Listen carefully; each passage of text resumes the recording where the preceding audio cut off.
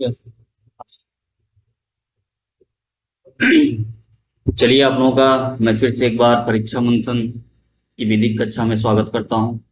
और मेरी कक्षा जो है आज भारतीय संविधान से संबंधित है। जैसा कि मैं आप लोग को बताना चाहता हूं कि पिछली कक्षा जो थी मेरी जुडिशियल रिव्यू पे चल रही थी। जैसा कि मैं आप लोग को ये सूचित करना चाह रहा हूं कि यहाँ पे जो कक्षाएं जो चल रही हैं, आपकी विधिक कक्षाएं जो चल रही हैं, इसके साथ साथ हम लोग जो बिहार को लेके क्विक रिवीजन कराया जा रहा है, जो कि आपके एमसीक्यू से संबंधित है, जिसके अंतर्गत बिहार जे के लिए आवश्यक प्रश्न या कह सकते हैं जो अनिवार्य प्रश्न आने की जिनकी संभावना है, उसके बारे में चर्चा की जा रही है। मेरा ये सेशन जो है लास्ट में चलता है, इसलिए मैं आप लोगों से मेरा निवेदन है कि आप लोग इस कक्षा को या इस क्लास को जो है आपका मार्क्स से संबंधित है, एमसीक्यू से संबंधित है, उसमें आप लोग उपस्थित रहें। चलिए मैं आप लोग को बताना चाहता हूं, देखिए मेरी पिछली कक्षा जो थी आपके जुडिशियल रिव्यू से चल रही थी, और इसमें मैं चर्चा कर रहा था, पूर्व संवैधानिक विधियों की चर्चा कर रहा था कि पूर्व संवैधानिक विधियों का जुडिशियल रिव्यू कैसे होगा। फिर उसके पश्चात मैं पोस्ट कॉन्स्टिट्यूशनल लॉ का रिव्यू से संबंधित मामले को बता रहा था। तो मैं वहां पे दो तीन बिंदुओं पे चर्चा कर रहा था। जैसा कि मैं आप लोग को वही बताना चाहता हूं कि यहाँ पे आर्टिकल 13 को लेके मैं पहले ही इस चीज से आप लोगों को संकेत दे चुका हूं कि इससे क्वेश्चन जो आपके मुख्य परीक्षा हो चाहे प्रारंभिक परीक्षा, दोनों में पूछे जाते हैं। जैसा कि मैं बताया था पहले कि यहाँ पे 13 से जो क्वेश्चन आते हैं वह यह आते हैं कि पूर्व संवैधानिक विधियां, उत्तर संवैधानिक विधियों के न्यायिक पुनर्विलोकन से संबंधित विधि की व्याख्या कीजिए। साथ साथ इसमें क्वेश्चन यह भी आता है क्या मूल अधिकार में संशोधन किया जा सकता है कि नहीं किया जा सकता है। साथ ही इससे क्वेश्चन ये भी बनते हैं, क्योंकि 13 जब हम लोग आर्टिकल 13 पढ़ते हैं तो इसके साथ साथ 368 जो होता है पढ़ना अनिवार्य हो जाता है, क्योंकि कुछ बिंदु ऐसे हैं जहां पे आपको 13 और 368 दोनों को एक साथ डिस्कस करना आवश्यक हो जाता है। इसलिए 13 के साथ साथ आप लोग को आर्टिकल 368 पढ़ना भी आवश्यक हो जाएगा।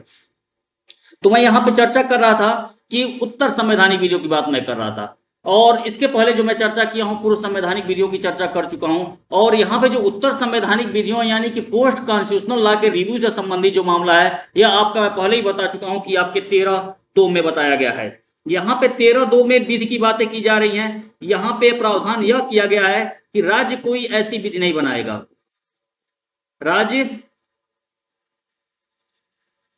कोई ऐसी विधि नहीं बनाएगा।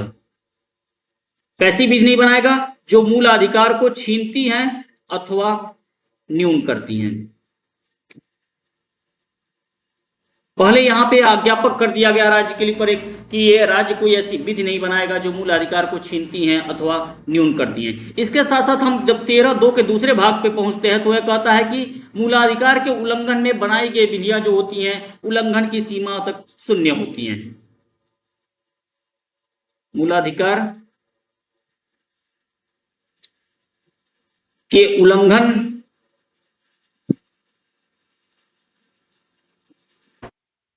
में एक बनाई गई विधि जो होती है वह विधि संपूर्ण विधि शून्य नहीं होती है, बल्कि वह उल्लंघन की सीमा तक क्या होता है, यह शून्य होती है। ठीक, यही चर्चा मैं कर रहा था पिछली क्लास में आप लोगों से 13(2) के बारे में। और साथ साथ में यहाँ बताया था कि विधि के बारे में बताया कि यहाँ विधि को कहाँ पे परिभाषित किया गया है और विधि में क्या क्या शामिल हो। जैसा कि मैं पहले ही बता चुका हूं कि यहाँ पे आपके देखा जाए तो आर्टिकल 13 में बताया था कि आर्टिकल 13 के जो होते हैं आपके 3-4 सब आर्टिकल है। यहाँ पे एक जो होता है प्री कॉन्स्टिट्यूशनल लॉ के बारे में बातें करता है, 2 जो होता है आपके पोस्ट की बातें करता है, और 3 जो है इसके परिभाषा खंड के बारे में बताता है। तो यहां पे जो विधि को परिभाषित किया गया है इसको 3A में परिभाषित किया गया है। एवं इसमें कहा गया है कि भारतीय भू क्षेत्र में कोई ऐसा अध्यादेश हो गया, नियम हो गया, विनियम हो गया, या फिर कह सकते हैं उपनियम हो गया जो विधि का बल रखता है, उसको विधि में शामिल किया जा सकता है। ठीक, अब अगला क्वेश्चन जो इसमें था 3 था। यहाँ पे देखिए, यहाँ पे थोड़ा सा आप लोग रोकूंगा, जो क्वेश्चन आप लोग का मुख्य परीक्षा में बनता है जिसका मैं पिछली कक्षा में चर्चा कर चुका हूं कि देखिए यहाँ पे जब बात आती है तो क्वेश्चन यहाँ पे मुख्य परीक्षा में बनता है, यह क्वेश्चन मुख्य परीक्षा में बनता है कि मूल अधिकार में संशोधन किया जा सकता है कि नहीं किया जा सकता है। देखिए मैं 13(2) आप लोगों को पूरी तरह से बता चुका हूं, क्योंकि एक ये कह सकते हैं कि मैं यहाँ क्वेश्चन फॉर्मेट लेके चल रहा हूं, मुख्य परीक्षा के क्वेश्चन को डील कर रहा हूं, इसलिए थोड़ा सा आप लोग यहाँ ध्यान दीजिएगा, क्योंकि 13(2) को मैं पूरी तरह से पिछली कक्षा में क्लियर कर चुका हूं।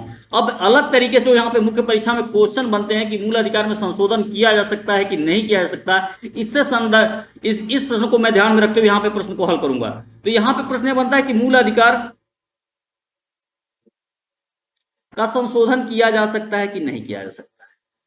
देखिए, अब इस प्रश्न का आंसर क्या होगा, जैसा कि मैं फिर यहां पे थोड़ा सा चर्चा करना चाहूंगा कि देखिए 13(2) कहता क्या है। 13(2) ये बात करता है कि राज्य कोई क्या करते, विधि नहीं बनाएगा, यानी कि राज्य कोई विधि नहीं बनाएगा, ऐसी विधि नहीं बनाएगा जो क्या करता है, विधि मूल अधिकार को या तो छीनता है अथवा न्यून करता है,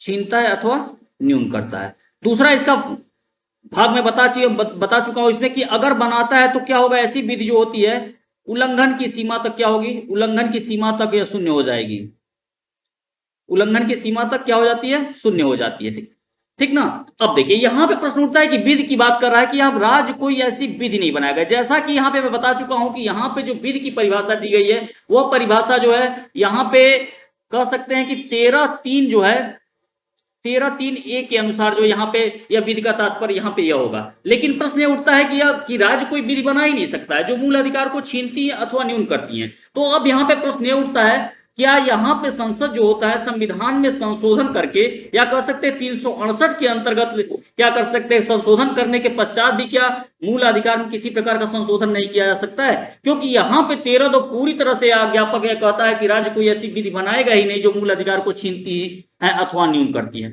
तो प्रश्न यहाँ पे सबसे बड़ी बात यहाँ पे उत्पन्न हो जाता है कि क्या यहाँ पे जो 368 के अंतर्गत जो संविधान संशोधन किया जाता है, क्या संविधान संशोधन करके भी मूलाधिकार में किसी प्रकार का कह सकते हैं कि छेड़छाड़ नहीं किया जा सकता, या फिर मूलाधिकार में किसी प्रकार का संशोधन किया जा सकता है कि नहीं किया जा सकता है? तो सबसे बड़ा प्रश्न यहाँ उत्पन्न होता है कि यहाँ पे जो 13 में जो विधि की बातें हो रही हैं,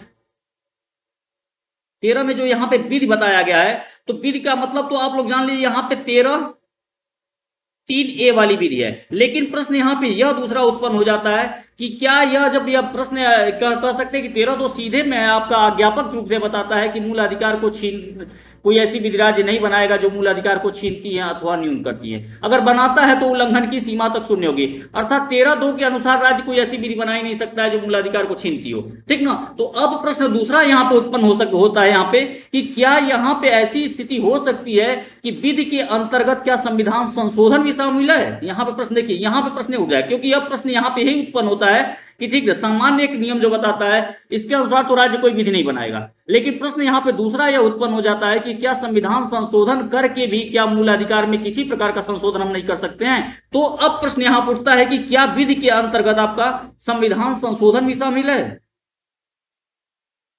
संविधान संशोधन भी शामिल है। देखिए अब इसके संदर्भ हम चलते हैं, विभिन्न प्रकार के न्यायिक निर्णयों के बारे में हम चलते हैं, जो आपका कह सकते हैं कि गोलकनाथ बनाम पंजाब राज्य। देखिए गोलकनाथ बनाम, देखिए मैं मुख्य परीक्षा से संबंधित प्रश्न को यहाँ पे बता रहा हूं आप लोगों को, क्योंकि 13(2) की मैं चर्चा कर चुका हूं, मैं इसको अलग से क्वेश्चन को फॉर्मेट में करके आप लोगों को बताने की कोशिश कर रहा हूं कि अगर क्वेश्चन ये आता है तो कैसे, कहां से इसका कैसे आप लिखेंगे और कहां से कैसे प्रश्न जुड़े हुए हैं। देखिए यहाँ पे गोलकनाथ बनाम पंजाब राज्य,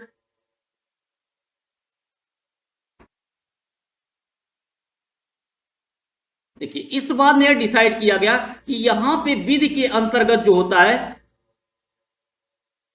विधि के अंतर्गत क्या संविधान संशोधन भी शामिल है। अर्थात कहने का तात्पर्य है कि यहाँ पे 13(2) के अंतर्गत जो विधि है उस विधि में क्या है, संविधान संशोधन भी शामिल है। अर्थात कहने का यहाँ पे अर्थ यह निकल रहा है कि जब यहाँ पे 13(2) के अंतर्गत जो विधि है उस विधि के अंतर्गत संविधान संशोधन भी शामिल है, तो अर्थात यह मतलब यहाँ पे निकला कि संविधान 368 के अंतर्गत संविधान संशोधन करके भी मूलाधिकार में किसी प्रकार का संशोधन नहीं किया जा सकता। अर्थात गोलकनाथ वाले बाद में यहाँ पे डिसाइड हो गया कि मूल अधिकार में क्या कर सकते हैं, मूल अधिकार में संशोधन नहीं किया जा सकता। क्यों नहीं किया जा सकता? क्योंकि 13(2) के अंतर्गत जो विधि यहाँ पे है, जो 13(2) के अंतर्गत विधि जो है, जो 13(2) के अंतर्गत जो यहाँ पे विधि आती है उस विधि के अंतर्गत जो होता है आपका संविधान संशोधन भी शामिल है, अतः मूल अधिकार में संशोधन नहीं किया जा सकता है। अर्थात संविधान संशोधन भी करके मूल अधिकार में किसी प्रकार का संशोधन नहीं किया जा सकता। अर्थात यहाँ पे मूल अधिकार में संशोधन नहीं हो सकता। ठीक, अब देखिए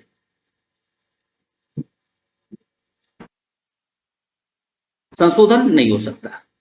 देखिए क्वेश्चन में पिछली कक्षा में बताया था कि क्वेश्चन आपका प्रीलिम्स बेस में ही पूछता है। ठीक ना। अब देखिए जब यहाँ पे गोलकनाथ के बाद बना पंजाब